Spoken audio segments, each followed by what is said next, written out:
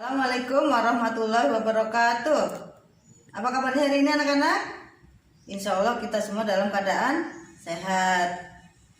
Alhamdulillahirrahmanirrahim. Segala pujian adalah milik Allah yang telah memberikan kepada kita banyak sekali nikmat, sehingga pada hari ini kita bisa bertemu lagi dalam merangka untuk sama-sama mendengarkan sirah. Anak-anak mendengarkan guru yang menyampaikan sirah. Salawat dan salam senantiasa semoga selalu tercurah pada Nabi kita Nabi Muhammad SAW, para sahabat, para keluarga, sahabat dan para pengikutnya. Anak-anak, hari ini Bu Guru akan menyampaikan sirah tentang Abu Bakar. Sirah pekan lalu adalah tentang Nabi Muhammad SAW. Abu Bakar, nama asli Abu Bakar adalah Abdullah. Karena Abdullah ini suka mempelopori perbuatan baik, maka diberi nama Abu Bakar. Abu itu artinya bapak, bakar artinya dini, awal atau permulaan. Jadi Abu Bakar adalah artinya orang yang suka mengawali untuk berbuat kebaikan. Abu Bakar ini adalah termasuk orang yang pemberani, ya. Abu Bakar juga adalah orang yang pertama kali masuk Islam. Abu Bakar juga adalah orang yang pertama kali menemani Rasulullah hijrah ke Madinah. Zaman dahulu itu Yathrib, sekarang Madinah. Ya. Apa saja yang bisa kita ambil pelajaran dari Abu Bakar?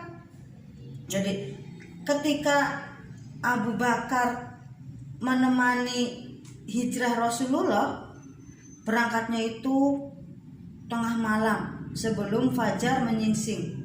Rasulullah dan Abu Bakar pergi menuju ke Madinah, ke Yathrib. Tetapi keluar dari Mekah itu tidak langsung ke arah Yathrib, ke arah Madinah, tapi dia malah ke arah Yaman. Supaya apa?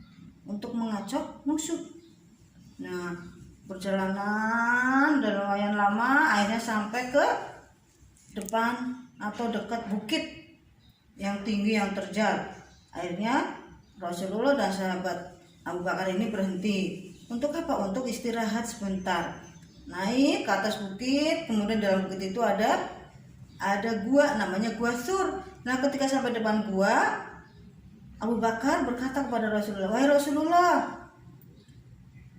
kita istirahat dulu di dalam gua ini. Tapi Rasulullah jangan masuk dulu, biar saya dulu yang masuk. Nanti saya akan bersihkan guanya supaya Rasulullah nanti nyaman beristirahat." Begitu sudah selesai dibersihkan dalam gua, Rasulullah dipanggil oleh Abu Bakar. Abu Bakar mendekati Rasulullah, "Wahai Rasulullah, alhamdulillah guanya sudah bersih. Mari kita istirahat." Sudah sampai dalam istirahat, Rasulullah istirahat dengan nyaman. Abu Bakar duduk di samping Rasulullah. Ketika lagi nungguin Rasulullah, Abu Bakar tiba-tiba kakinya digigit oleh binatang, ya, binatang yang berbisa. Tadinya Abu Bakar diem aja, nahan sakit, tapi lama-lama sakit banget. Akhirnya Abu Bakar meneteskan air mata, dan air mata itu jatuh ke atas pipi Rasulullah. Akhirnya Rasulullah terbangun. "Wahai Abu Bakar, ada apa?"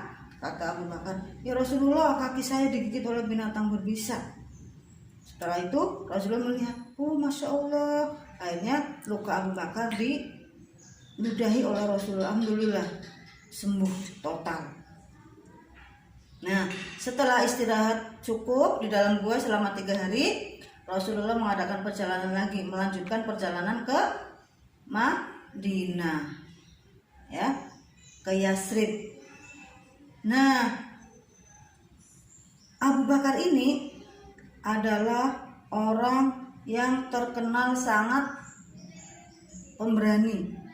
Ketika perang, ya, ada yang bertanya, "Siapa yang mau menemani Rasulullah beristirahat di tenda?" Sahabat yang lain tidak ada yang menjawab, tapi Abu Bakar, saya akan menemani Rasulullah. Kemudian Abu Bakar juga terkenal orang yang sangat dermawan. Putrinya yang bernama Aisyah pernah berkata, ketika Abu Bakar masuk Islam dan Abu Bakar mempunyai harta 40.000 dinar keping emas, semuanya itu disedekahkan atau diinfakkan kepada Rasulullah. Untuk apa? Untuk perjuangan Islam.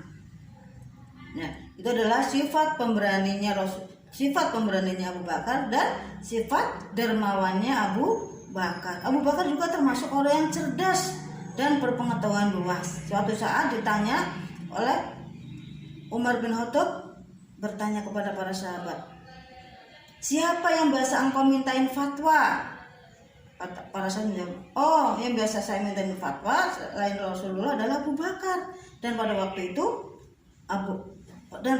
itu Rasulullah tidak menolaknya.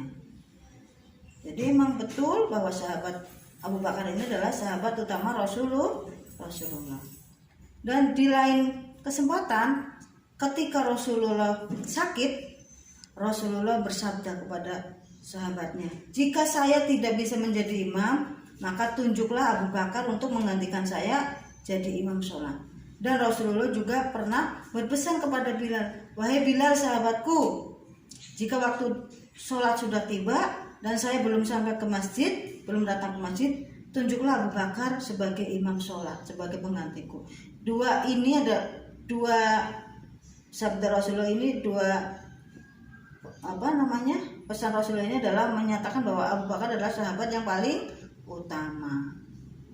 Ya, dan Rasulullah juga pernah bersabda, dan Abu Hurairah berkata bahwa Rasulullah SAW pernah bersabda, siapa yang hari ini berpuasa sunnah? Sahabat yang lain tidak menjawab, tapi Abu Bakar menjawab, saya. Rasulullah bertanya lagi, siapa yang hari ini sudah mengantarkan jenazah? Sahabat Abu Bakar menjawab, saya. Terus Rasulullah bertanya lagi, siapa yang hari ini sudah memberikan makan kepada fakir miskin? Saya. Abu Bakar menjawab lagi, terakhir, siapa yang hari ini sudah menjenguk orang sakit? Saya. Ternyata keempat-empatnya ini adalah Abu Bakar yang sudah melaksanakan. Dan sabda Rasulullah berikutnya bahwa tidak ada seorang pun yang telah melaksanakan keempat perkara ini selain akan dibalas oleh Allah dengan surga. Subhanallah ya. Siapa yang ingin masuk surga? Kita semua pasti ingin masuk surga. Itu adalah keutamaan sahabat Abu Bakar. Dan apa sih pelajaran yang bisa kita ambil dari kisah Abu Bakar hari ini? Yang pertama, Abu Bakar itu adalah sahabat dan murid Rasulullah. Sahabat dan juga sekaligus murid Rasulullah. Abu Bakar berpesan bahwa kita harus menghormati dan memuliakan sahabat kita serta menghormati guru kita. Ya. Yang kedua, kita harus suka menolong orang lain. Yang ketiga adalah kita harus selalu berani untuk berbuat kebenaran. Oh ya anak-anak, ketika Rasulullah wafat, ya, kepemimpinan umat Islam diteruskan oleh Abu Bakar selama berapa tahun? Selama 3 tahun. Jadi Rasulullah setelah wafat, maka ditunjuklah khalifah yang pertama, yaitu Abu Bakar selama 3 tahun. Meskipun hanya 3 tahun, tapi jasanya sangat banyak. Yang pertama, Abu Bakar memerangi orang-orang murtad, orang yang keluar dari Islam. Yang kedua, Abu Bakar melanjutkan pengiriman pasukan yang dipimpin oleh Zaid, ya, untuk memerangi siapa? Memerangi nabi palsu Musailamah al-Kadzab dan memerangi orang-orang yang menolak untuk membayar zakat. Serta jasa Abu Bakar adalah pembukuan Al-Quran.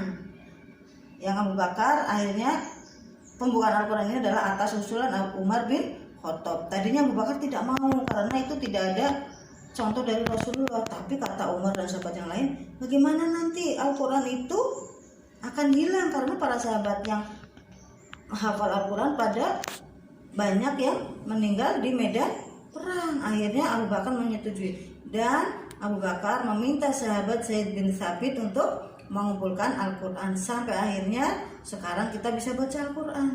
Itu semua adalah jasa Abu Bakar, Umar, dan sahabat-sahabat yang lainnya, Zaid bin Thabit.